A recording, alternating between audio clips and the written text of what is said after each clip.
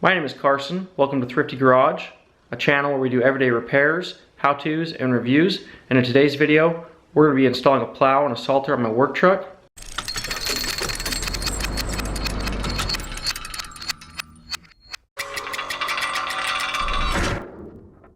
For those of you that are wondering why I might be doing a video like this, this is for anybody that's looking to get into a SnowEx plow or salter, looking at their system, or just genuinely curious how plows and salters are connected and set up. So I'll show you everything I know, start to finish, and we'll be installing both of these on tonight. Right now we're pretty mediocre, but we got a pretty big storm rolling in here. Southwest Missouri. Should be getting a couple inches tonight. If we zoom out, we can see how the storm is rolling in. The lower tip of that storm is going to dip into Oklahoma and Arkansas, and we're kind of right in the center of that lower panhandle area. We're getting prepped for the storm and getting the plow and salter on. We've already got salt in the bed. Right now we're dealing with the warm before the storm. I'm just wearing a light jacket right now. But usually before a big snowstorm, the weather actually gets warmer. Here's a plow. Got it up here on blocks of wood. That just keeps the blade from leaving rust marks all over the driveway here. Here we've got the front of the plow, and this has the Automatixx mounting system by SnowEx. I really love this system. I looked at several different plows before purchasing this one, and I'm familiar with this setup, and it really does. It's pretty flawless. So on the front of the truck here, we've got these brackets that are bolted to the frame. You can see there. Had a local shop install the brackets here, and the wiring. Wiring is up in the front here. Okay, there we go. There's one wire. There's the other wire. One of these is the main harness, the supply wire, I guess I should say, and then the other one's the communication. So let's put those brackets on. Okay, we got two brackets here, and we always have the flares go out. Got a little pin. Pulls out. Hooks on the back there.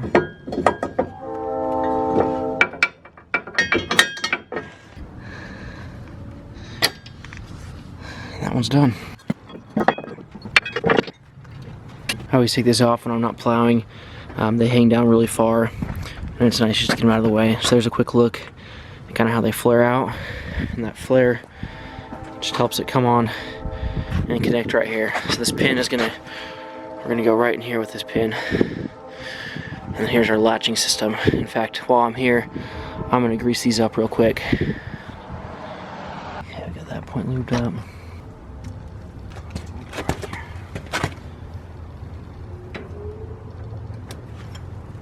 Okay, now we're all lubed up, so we can line up. A little bit off right now. I need to move over. We'll go inside and show you how I line up. Okay, I'm in the truck here. We got our plow controls here. We got our salter controls here. And then the best way to line this up is I will get in the center of the truck here, put my head in the center, and then I just look down. There's kind of a ridge. It's hard to see on camera. There's a ridge in the hood, and I just line up that ridge on the hood with the center of the plow, right in between the headlights. So if I line that up right here, pull forward, bump it. I feel like I'm too far to the left. We'll get out and check.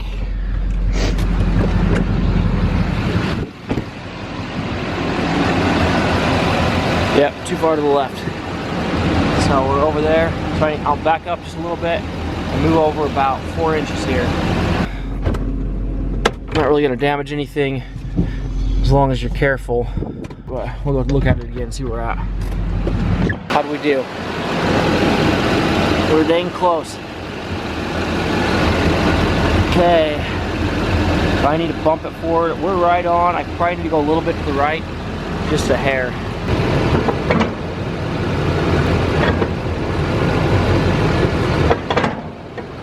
Okay, I know what's going on here. There's a little hook down there we're trying to get up and over. A little hook we're trying to get up and over. And the reason it's not going up and over is because I loaded up the salt and the bed already, so the front of the truck's a little bit too high. Yeah, that's the problem. So I'm gonna get my jack out and just jack it up a tiny bit.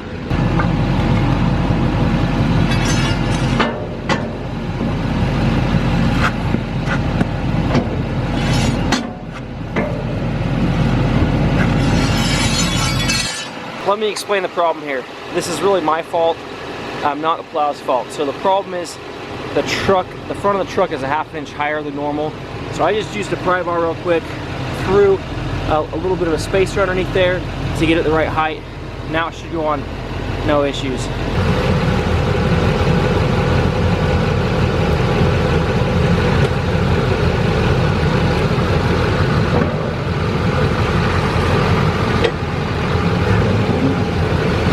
Okay, this side is on, the other side is not. There's that hook right there is not on. This side right here is on. So I'm going to turn the steering wheel to the left and drive forward a little bit further and get that one to hook on. I don't know if you can tell, but it's starting to snow. The storm's rolling in.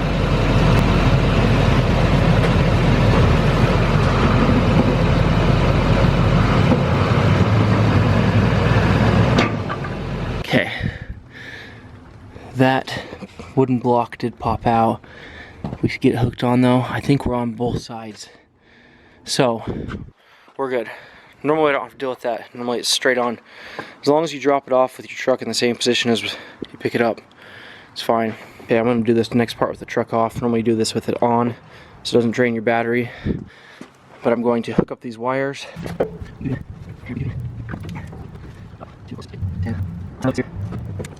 So you can see we've taken power from those headlights, moved them up to the plow lights. Okay, here we've got two buttons. We've got attach, off, and detach, so it's automatically in the off position. This up top one, we got plowing and attach or detach operation. So this upper one will pull towards the vehicle, and then we move this one over to attach. You have to have two hands on these. I think that's a safety feature to make sure nobody smashes any fingers. So we go over and up.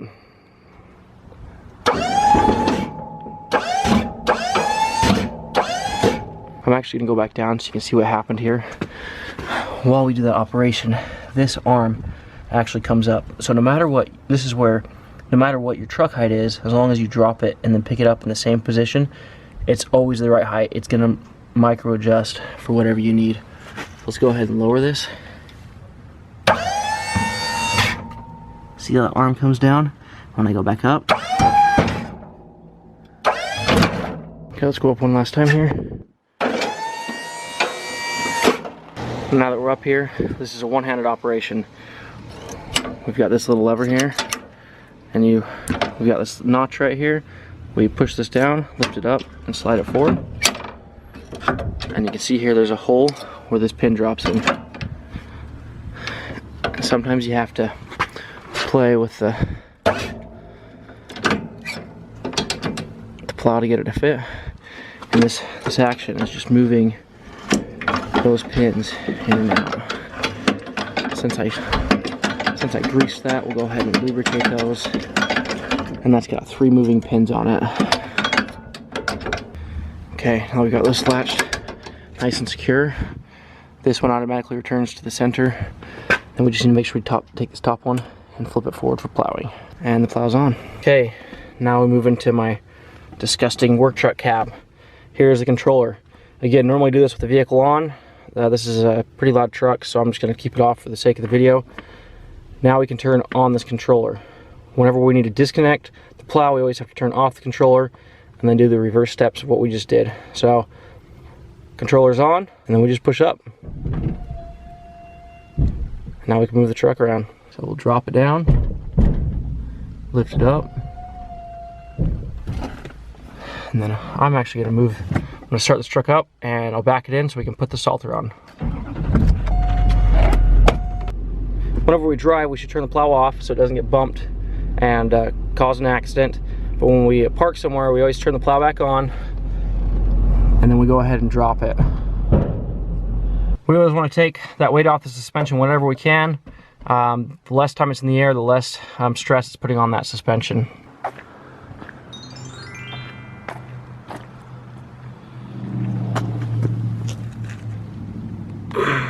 There's our plow vinyl.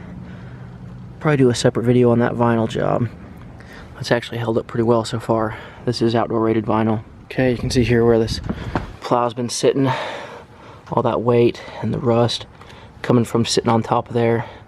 But this will save your concrete.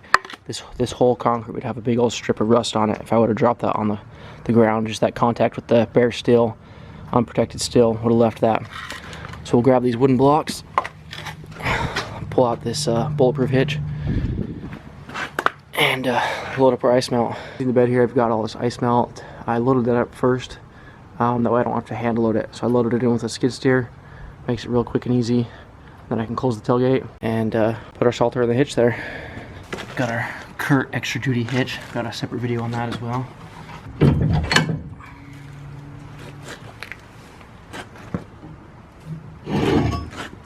So I'll have to do a separate video on why, but I picked up this largest tailgate spreader by SnowEx. This is the 1075.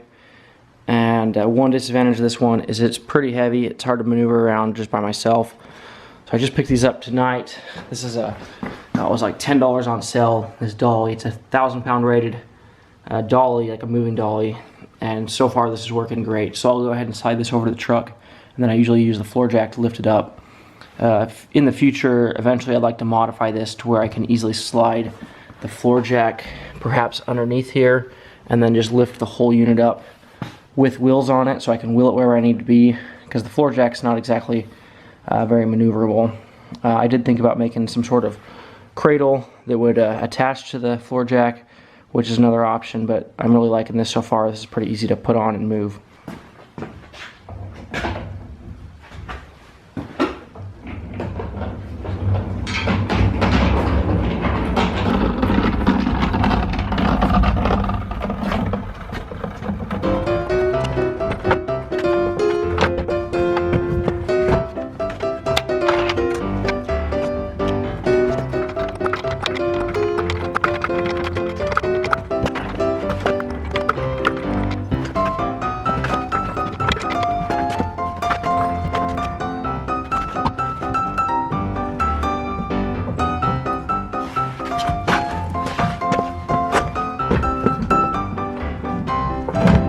I just balance on the jack here as best I can, and then I get it to where that front nose goes in the hitch, and then I can pivot it in. Works out pretty good. Then I can pull this pin now and slide it in all the way. This has bump stops on it, so the weight will sit on the bumper here. So we've got these pads that sit on the bumper, and then this also presses against the bumper, so it bottoms out and it's a nice tight firm fit. These can be adjusted as well. And then we will add straps up here as well.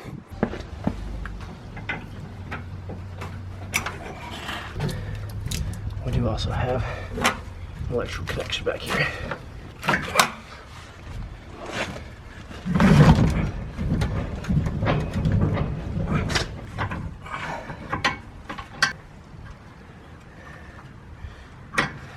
Got electrical hooked up.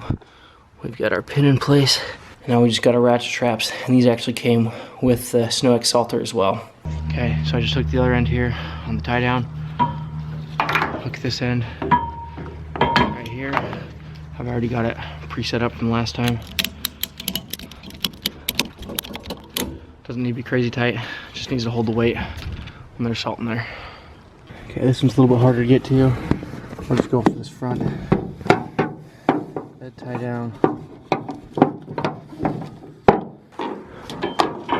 Hook it on, tighten it down. We can look inside here real quick. Yep, clean from last time I used it, washed it out. So this one just has a little auger down there. No vibrator on here. That is an extra option. So let's look at the controls for the SnowEx. Turn the key to on. So now this is what I'm seeing. We've got an on-off button right here. And we've got this knob. This adjusts the spin rate, so if you want it to spin real wide, go to the full amount. If you want it to spin real narrow, go all the way down. And then you hit the on button. That'll start spinning. And you can't really hear it. So let's go take a look at it.